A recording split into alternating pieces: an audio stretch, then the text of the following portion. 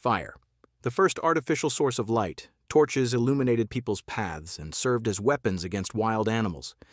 Later, oil lamps, candles, gas chandeliers, and finally, electricity appeared.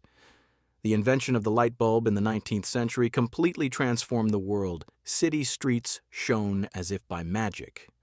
Now, artificial light seems quite natural, although some scientists warn that it may eventually destroy our civilization. Why is such lighting dangerous for people and the planet's ecosystem as a whole? Observing such mouse antics is undoubtedly more convenient with good lighting. However, the experiment conducted by specialists from Michigan State University showed that bright light also helped the tailed test subjects themselves cope with the task. Mice were released into a maze, and those forced to wander in the dark found the exit more slowly and were more lethargic. As a result, mice exposed to dim lighting were 30% more, let's say, sluggish and calm. And when they conducted a brain study, it turned out that in the hippocampus, the area responsible for memory, there were significantly fewer neural connections, indicating that they formed less in dim lighting. Thus, even the cognitive abilities of the mice decreased. The slow-moving mice were illuminated by 50 lux bulbs, corresponding to normal room lighting, while the more agile and clever ones had 1,000 lux lighting. Such lamps are installed in supermarket sales halls. The experiment was conducted over 4 weeks, and 1 month was enough for the rodents to have a harder time thinking. What about us spending most of our lives under the light of an incandescent bulb? Fire was the first source of artificial lighting. First, ancient man lit a campfire, then decided to make it mobile and made a torch. Then, the portable device was improved. 3,000 years before our era, a jug was invented in which entire blocks of fuel animal fat appeared. In this case, we are talking about lard. A wick was placed there, and thus an alternative source of light emerged. But it also had its drawbacks. Of course, it could not replace sunlight because our eyes are more attuned to daylight. That is why working under such artificial lighting was not just difficult, but dangerous. Craftsmen feared, so to speak, to ruin their eyesight in the dark. In addition, the quality of products made at night fell several times. Therefore, medieval guilds forbade employees to work after sunset, to the benefit of business owners.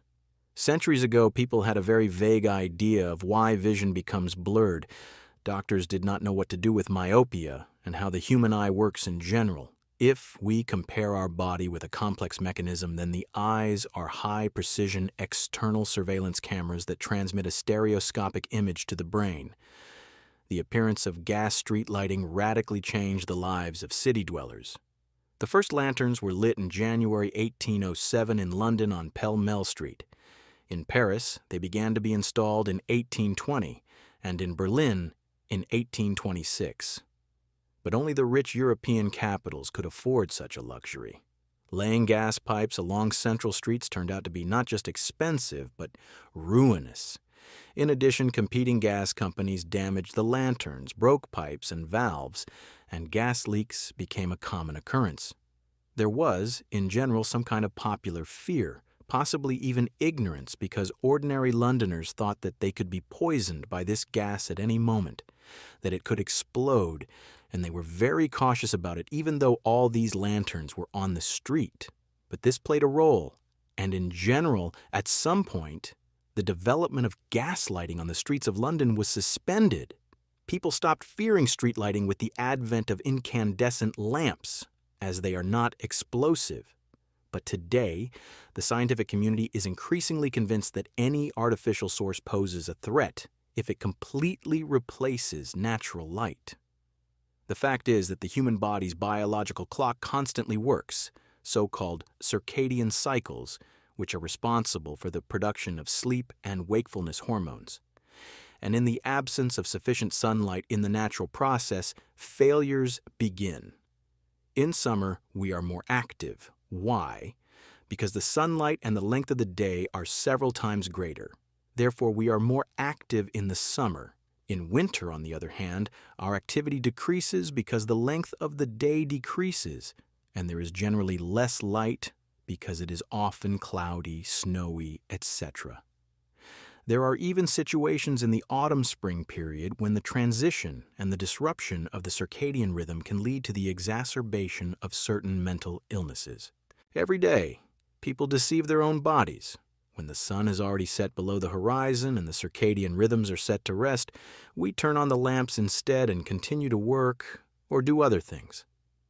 A recent study by Chinese scientists showed that the bright lighting of megacities is directly linked to insomnia and other sleep disorders in city dwellers.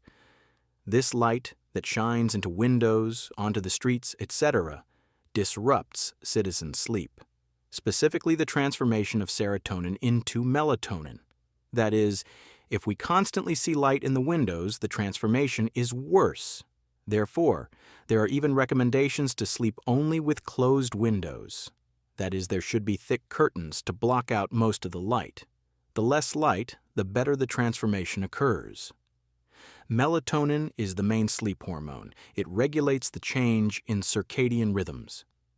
Disruption of its production can lead to brain malfunctions, exacerbation of chronic illnesses, and mental disorders.